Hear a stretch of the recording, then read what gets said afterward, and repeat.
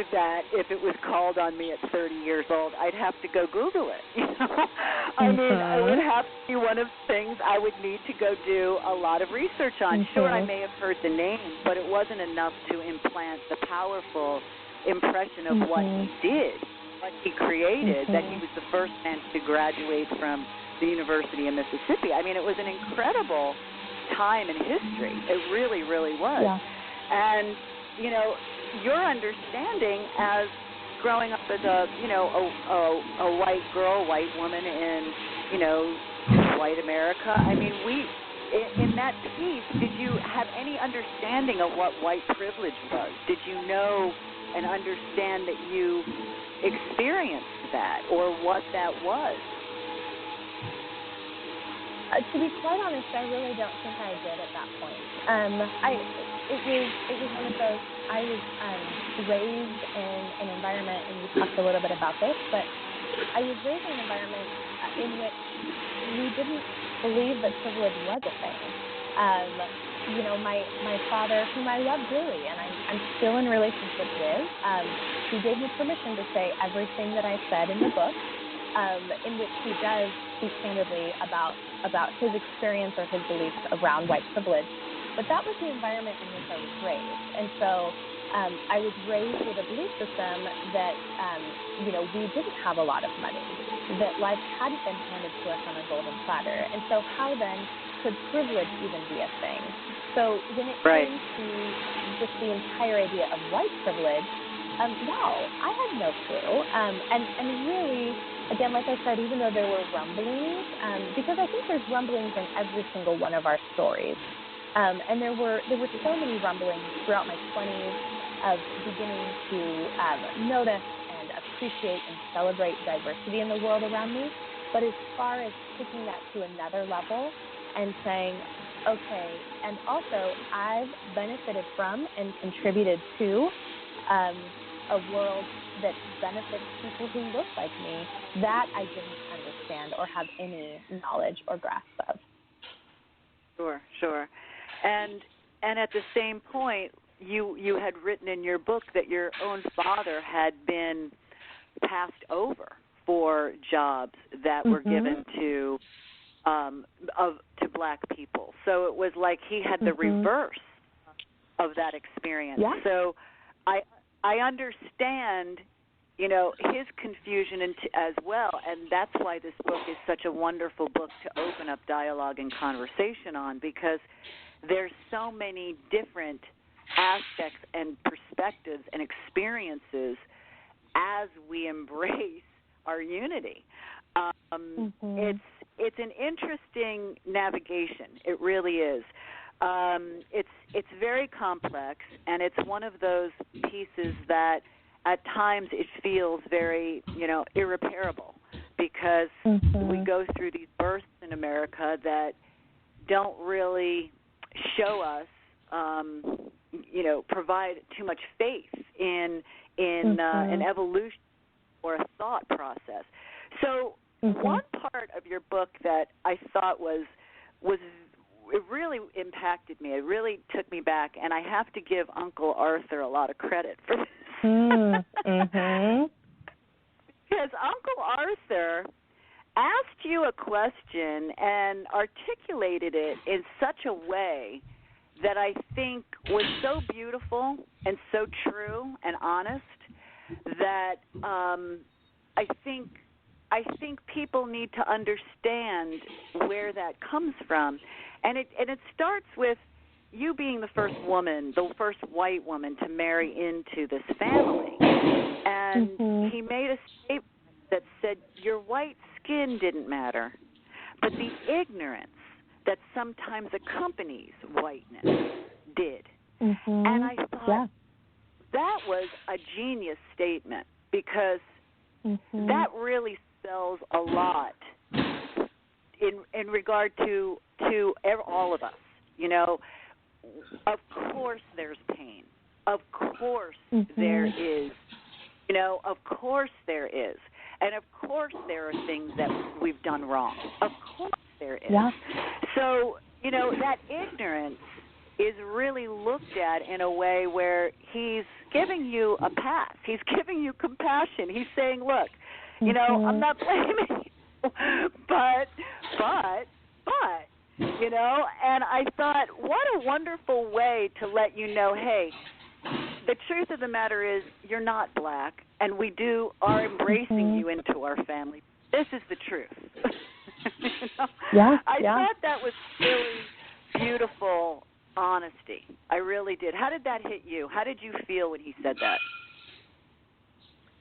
Yeah, you know, that was, I mean, I think that was, again, one of those moments that stuck out in my mind forever. Obviously, it made its way into the book, so I had to remember it at some point. But that interaction happened. James and I think we were engaged just a couple of weeks later. So that happened while we were still dating. We were serious. We had already looked at rings by that point, but that was during my first trip to Mississippi. So it was meeting the family. It was being around all of them, and one of our big questions that both of us had, I wondered, you know, what would it be like for me to be the first white woman to marry into the family? And I wondered for him, what would it be like for him to be the first black man to marry into my family, on the other hand? And so we were sitting there in the backyard with Uncle Arthur and his wife and my mother-in-law and James and myself. And the interesting thing is that the question on my part or on James's part was never asked. So neither one of us ever said, hey, is the Meredith family going to be okay if I marry Cara, if Cara joins it? No one asked that question, but somehow Uncle Arthur intuitively sensed it. And so, again, like you said, if it's okay, I'm just going to read this paragraph, but he said, you know, it's not so much about you, a white woman, entering this family, but it's about you realizing the impact one man's father had on the world. His fingers pointed first toward me and then toward the man I loved before continuing. Arthur's pride in and esteem for his brother's accomplishments were obvious, but was I willing to understand the impact? Was I willing to do the hard work and dig into the story that might someday be my own? So in a sense, it was an invitation, right? It was an invitation to do the hard work and to begin the journey, which I think is what it should be for every single one of us. Because for me, as someone who identifies as white, as a European American, the privilege has been that I haven't, for a long time, I haven't had to do the work because I didn't think the issues of race had anything to do with me. And yet, it doesn't matter whether you marry someone who has a different color skin than you. It doesn't matter if you have children, whether your children identify as white or as children of color. What matters is that every single one of us does the hard work that we're supposed to do, and that every single one of us embraces this conversation, because that's ultimately how healing and justice and reconciliation is going to come to our country, right? Exactly. And you took this on, you know, when you took, and I loved, it says so much about you as your soul, your beautiful soul, but you wrote about, and I think that this is, you know, this should be taught like before people get married. But you wrote about how when you were thinking about the pains and the hurt and the abuses that your husband experienced, you had to feel it. You had to take it on and look at it as, you know, although, okay, you may not be able to totally feel and experience it because you are a white woman and you didn't experience it, but you can go into that experience and understand the emotional rejection, abandonment, pain, you know, detachment must have felt. And I found that just such a beautiful sentiment to your marriage, because you embodied the wholeness of what marriage is, not only in your partner, but in the beauty and the pain and what made him, what brought him to who he is. And, you know, that gives you just such an incredible light to shine upon this subject and for others to absorb it and receive it, because you're coming from that place of looking at the whole picture and without judgment, but you're looking at how we all are changing or should be changing or are evolving. And let's talk a little bit about, your father-in-law has so much wisdom spread throughout this book, and of course a wise soul without saying, definitely a man who has made a mark on this world. And your father-in-law tells you a simple question, and it asks, who in America enjoys the rights of a full citizenship? How does that question inform your approach to raising your mixed-race sons and to racial justice in general? Absolutely. Well, there's several scenes, obviously, with my father-in-law. I mean, there's several scenes with lots of different people. But, if James is my James, they're both named James, but if my James is a co-star, our children would soon then be after, at least in the latter half of the book. But then both of our fathers have several scenes with them as well. And so I think the scene you're speaking of took place when I was on a trip to Mississippi by myself. Is that the one you're speaking of?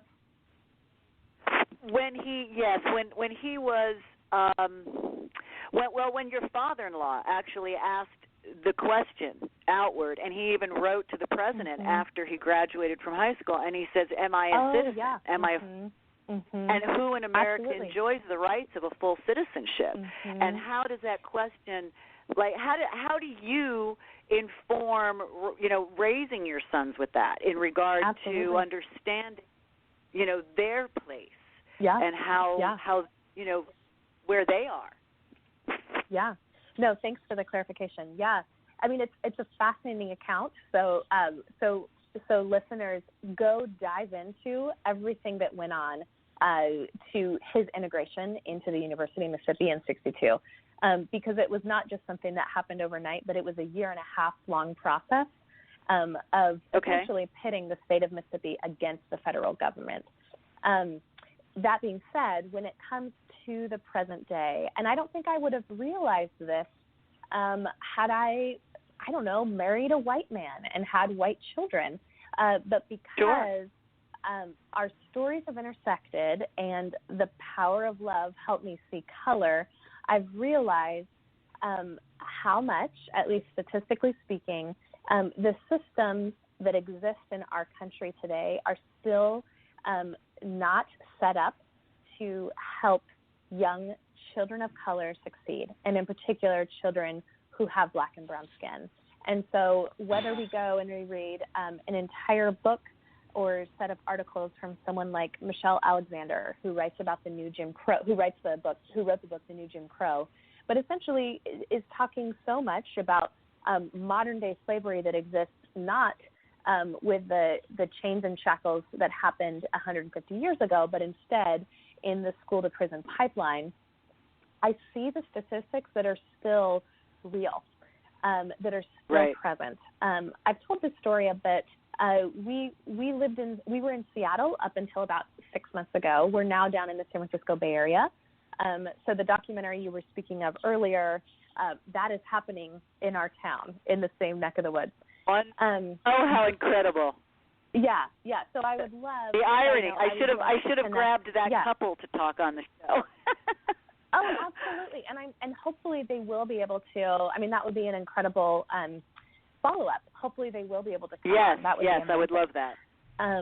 So, and side note, I would love to connect with that producer and with those folks. So we can do that after the show. But let's do that. Absolutely. But one statistic, and this is not this is not me saying Seattle is bad, because we see this in every single town, in every single city across the United States. But one statistic I've shared is that had our oldest son gone to the kindergarten